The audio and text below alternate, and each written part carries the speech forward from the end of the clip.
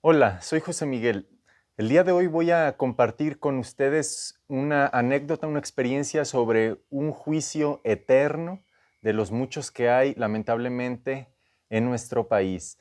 Es en materia fiscal, la cual se supone que es un área que es mucho más rápida, mucho más expedita, que se presta mucho menos a la huizachería, permítaseme la expresión, entendida esta como el retardar deliberadamente los procesos. Pues aún con todos esos aspectos de la materia fiscal que se supone que es de resolución mucho más pronta que otro tipo de materias como la civil, familiar, mercantil, que se pueden volver mucho más lentas a propósito, pues tenemos un caso en el que solo de juicio, entre juicio contencioso administrativo y todos los amparos que se han suscitado, llevamos 6 años, de los cuales es muy factible que lleguemos a los 7. Si contamos el medio de defensa que antecedió al juicio de nulidad, que fue el recurso de revocación ante la propia autoridad fiscal, pues ya llevamos 7 años. Para ponerlo rápido en contexto, es un crédito fiscal del 2010 determinado a un sindicato porque la autoridad fiscal no le reconoce todo el dinero que percibió a manera de cuotas sindicales bajo esta naturaleza jurídica y le dice que son ingresos por prestación de servicios. Debemos de tener en cuenta que un sindicato tributa de acuerdo al título 3 de la ley del ISR, es decir, es una persona moral no contribuyente y por tanto, si acredita que efectivamente se trata de cuotas sindicales, no tiene que pagar un peso de impuestos sobre las mismas. ¿Qué sucedió? Que el SAT, en uso de sus facultades discrecionales, le ordenó una visita domiciliaria y le fincó un crédito porque no estaba convencida en la manera en que se soportaron las cuotas sindicales. El sindicato tenía sus contratos colectivos con múltiples empresas, pero algunos de ellos, a criterio del fisco, no estaban debidamente registrados ante la Junta Laboral. Bien, se determina el crédito, se interpone el recurso de revocación. Como todos sabemos, existen bajísimas o nulas posibilidades de que el SAT reconozca que está en un error, por tanto, confirmó la validez del crédito fiscal, interpusimos juicio contencioso administrativo y aquí es donde empieza la novela y la crítica que se plasma en este video.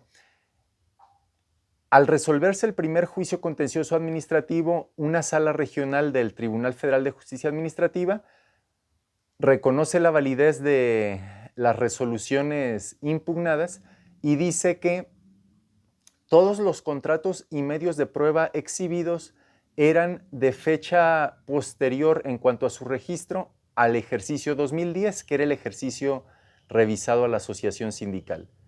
Sin embargo, esta era una afirmación que reiteraba el fisco en su resolución determinante, pero que era falsa, era errónea.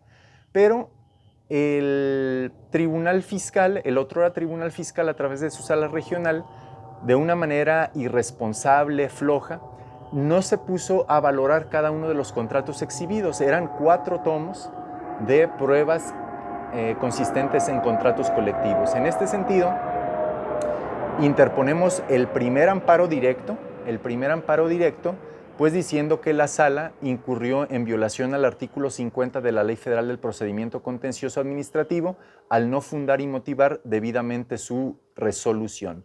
El colegiado concede lógicamente el amparo y le dice a la sala, oye, tú te fuiste con la finta y dijiste que todos los contratos eran posteriores al 2010, pero te fuiste con la finta copiando o transcribiendo lo que decía el fisco y no te tomaste la tarea de verificar los papeles.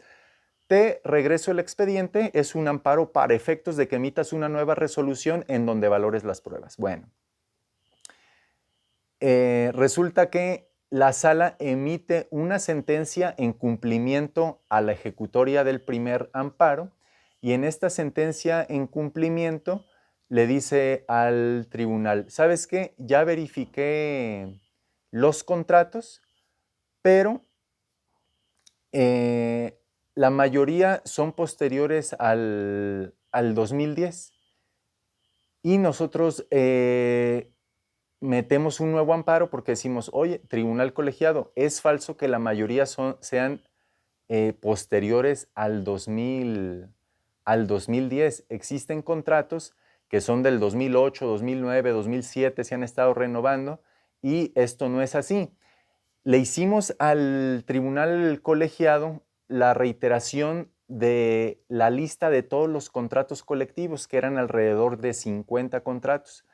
Y el tribunal colegiado concede nuevamente el amparo y le obliga a la sala, de manera vergonzosa, debiera ser para los magistrados de la sala regional, y le dice, ¿sabes qué? Estudia los contratos uno por uno y en tus razonamientos por lo menos ponme qué contrato es, con qué empresa, de qué fecha y en qué fecha se registró. Es decir, como si fueran niños de kinder, el colegiado le ordena a la sala regional cómo debe considerar, porque al cumplir el primer amparo, de manera somera, superficial, dijeron que la mayoría eran posteriores al 2010. Una vez que se concede este segundo amparo, la sala regional vuelve a cumplimentar, desde nuestro punto de vista, defectuosamente, y en este tercer amparo, en este tercer cumplimiento que va a detonar el tercer amparo, la sala regional de manera inverosímil, increíble, dice, oye, ya verifiqué todos los contratos, aquí está el listado, pero hace una resolución incoherente, contradictoria. ¿En qué sentido? En sus consideraciones dice, respecto a la empresa A, es insuficiente lo que alega la parte actora, toda vez que el contrato tal fue registrado con fecha posterior y eso lo hace inviable para soportar el origen de las cuotas sindicales, bla, bla, bla. Y conforme va avanzando en ese razonamiento, después cambia de criterio y dice, por lo tanto, es un hecho que la actora tiene razón porque no importaba tanto la fecha de registro, si en el contrato se decía a partir de cuándo surtía efectos, bla, bla, bla, por tanto, debe concederse la razón a la actora y tenerse como válidas las cuotas sindicales. Y así cuando va analizando en su sentencia caso por caso, primero comienza diciendo que nuestro razonamiento es insuficiente y después que es fundado y suficiente para declarar la nulidad. Al final en los resolutivos nos niega la razón y nos dice que solo se anula el crédito fiscal respecto de 2 contratos del total de los analizados, pero en todas sus consideraciones hay contradicción. ¿Qué nos hace presumir esto? Que la primera versión de la sentencia a lo mejor era concediéndonos la razón, declarando la nulidad del crédito, pero luego al momento de discutir se dijo que no, que se insistiera en determinar la validez del crédito fiscal, o viceversa. Primero se venía negando y después se trató de conceder. El chiste es que de manera vergonzosa los 3 magistrados que la firmaron no vieron las graves incoherencias y en virtud de ello estamos presentando el tercer amparo, que a como están las cosas mínimo se va a demorar otro año y vendrá un cuarto cumplimiento de sentencia por parte de la sala regional. En conclusión, es lamentable cómo por la mecánica de las leyes, cómo se permite estar rebotando un asunto,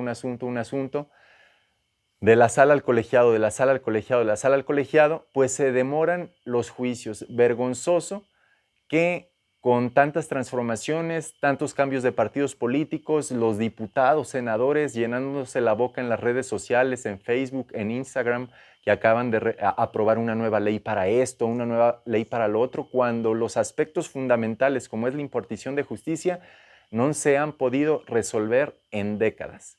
Con los avances tecnológicos era para que al suscitarse un conflicto, se llaman las partes y el día que van al tribunal, ese mismo día las despachan. Si todo es con pruebas documentales, no tendría por qué haber una demora innecesaria.